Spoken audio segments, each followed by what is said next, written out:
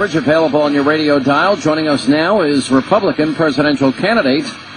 He's better known as the Libertarian in the race, is Ron Paul. How are you? I'm doing fine, thank you. First of all, I like your plan.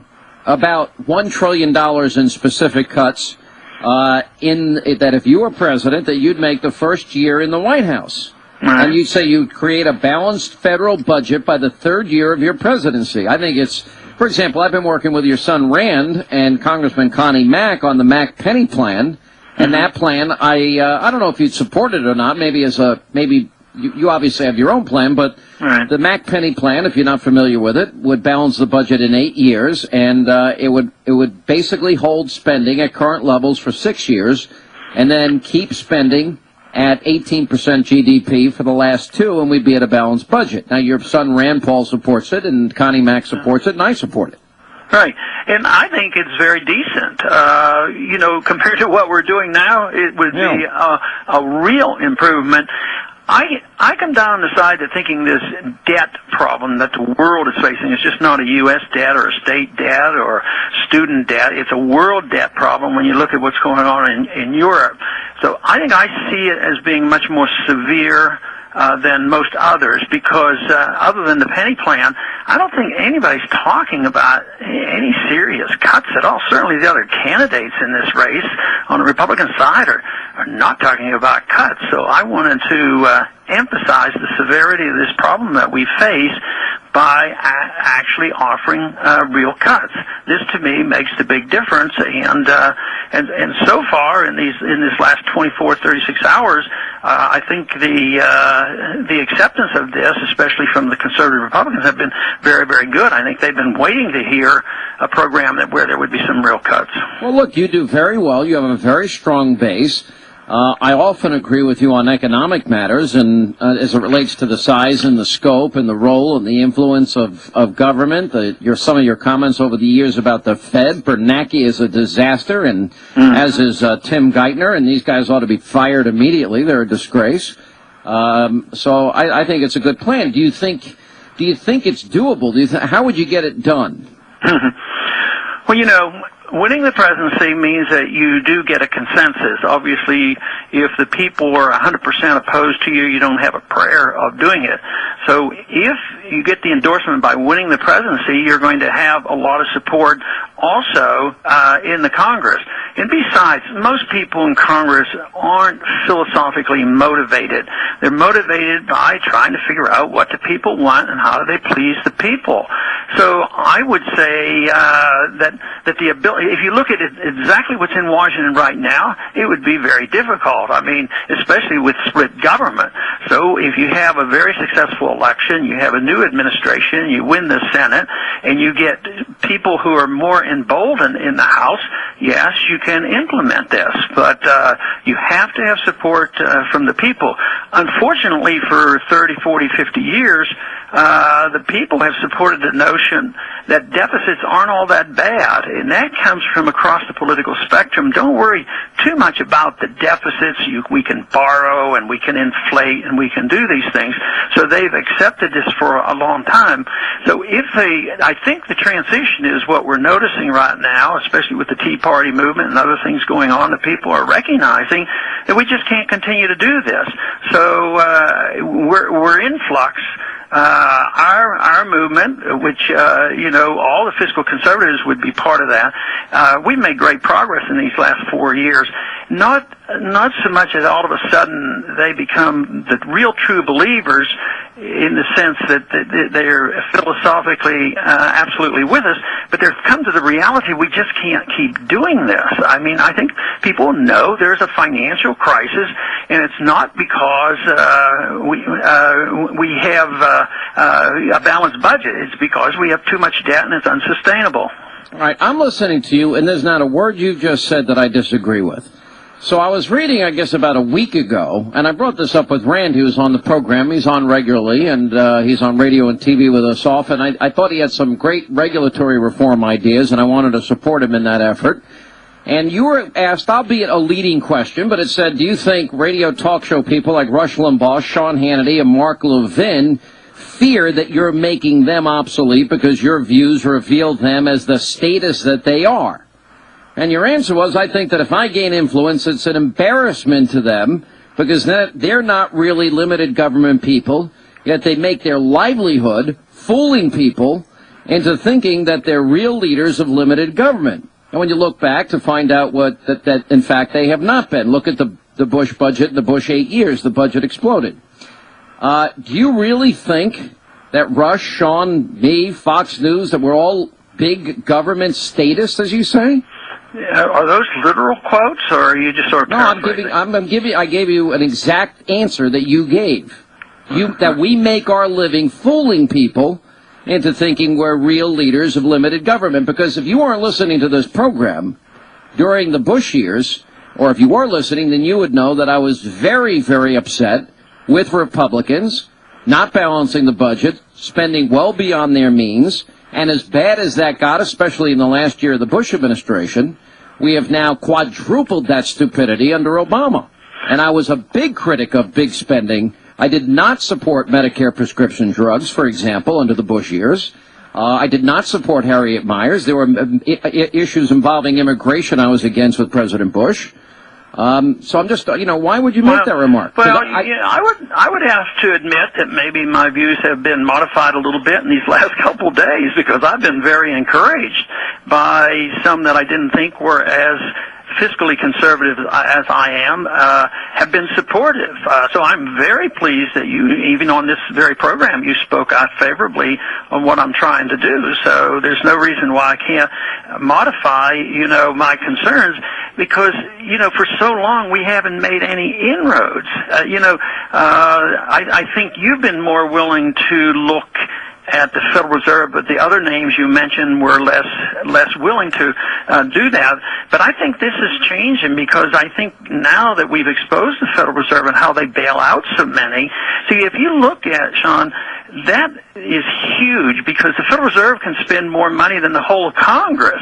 So this is where I think I'm making, some progress, and for that reason, maybe the various people you mentioned and I are coming closer together. And I would say that's very good. The only thing I want to tell you is, and this is important, I have always agreed with you on your comments about the economy. I've told you this. I've interviewed you many times. I've expressed my support for your desire for real limited government. And so this is not just something I have not changed. I have been consistent. I wrote a book called Conservative Victory. I didn't write Republican Victory. I'm not even a registered Republican. I'm a registered conservative in New York.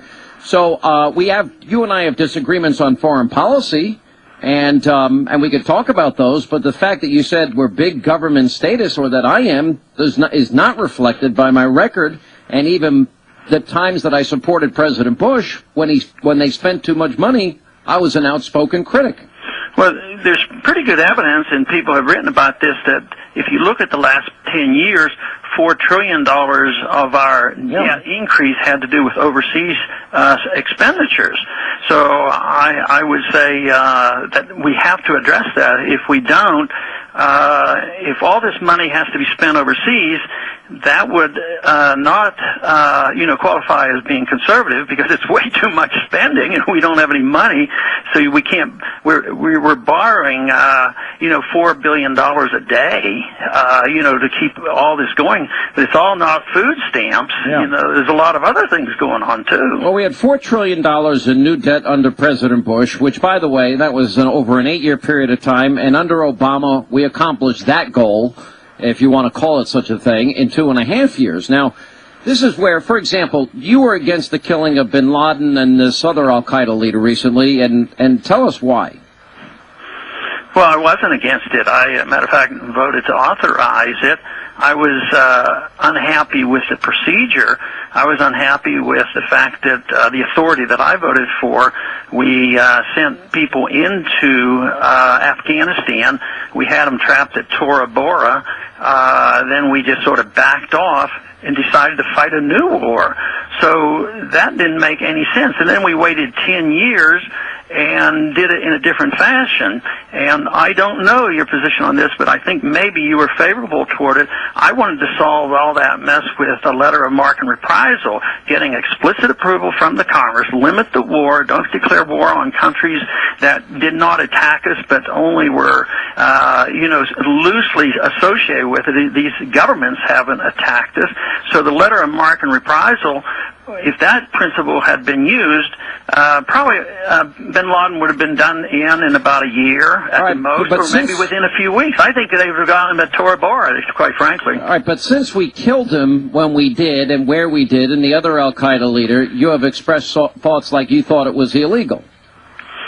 Well, I said it did not follow, the proper procedures when you go into a foreign country. We have a policy with Pakistan that's schizophrenic.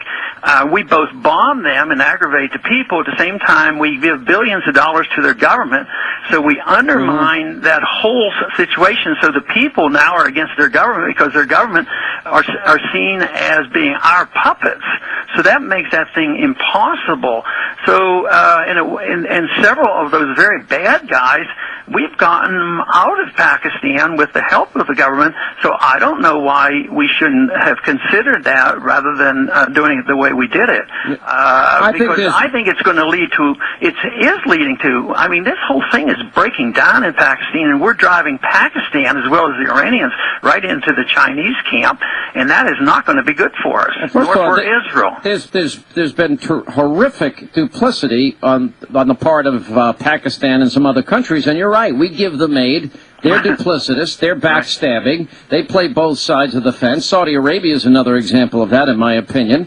And they play all sides of the fence. They encourage terrorism on the one hand. They live under strict Sharia law and oppress women's rights. And yet we have to beg them for, oil because we're too stupid to drill for the oil that we have in our own country. Yeah. And Sean, Saudi Arabia, I don't know whether you'd agree with this, but 15 of those guys on 9/11 came from Saudi Arabia, and there was none in Iraq. But this is why they get pretty upset with us, because of that, because we prop up these dictators, and Saudi Arabia, of course, has Sharia law. And what has happened to the Christians in Iraq and in Afghanistan? They have virtually been routed, first time in hundreds of years, if not thousands of years, for the very first time. So these kind of consequences we shouldn't ignore. Well, foreign policy is not a perfect science either, and alliances are imperfect. We align with the former Soviet Union to defeat the Nazis. And so there are times that you've got to do business with bad people in the process of getting worse people. I just don't think, it sounds to me that if you had your way, that you would not be as engaged in foreign policy, that we kind of isolate ourselves. And by the way, a lot of people support this. A lot of friends of mine support it. We'd shut ourselves off a little bit. And I think if we were to do that, remember, we were attacked, the first Trade Center bombing, 9/11, Khobar Towers, U.S. embassies, Kenya, Tanzania, the USS Cole, and the 9/11 Commission said we have a group of people at war with us, and we were never at war with them. It gets complicated when they start coming to your own homeland and they want to kill you. Yeah, but the 9/11 Commissions, the DOD and the CIA also recognize that a very important motivation was the huge military base that we had in Saudi Arabia, and that's why we removed it right after 9/11, as well as the constant bombing and the many people who died in Iraq during the 1990s. And that's been recognized by our own DOD department and the CIA. And 9/11 Commission said the same thing. So it wasn't like they just popped out of the thin air and started doing this. They have been very explicit on their explanation of what motivated them. All right. Well, Congressman, I'm glad we straightened it out, and I accept your apology, by the way, for not listening to this program 3 hours a day.